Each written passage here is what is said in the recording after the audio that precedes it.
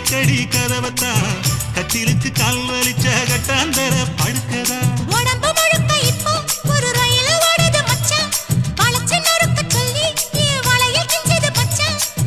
அடடா அல்வா துண்டு இடுப்பு போங்கிடுப்பு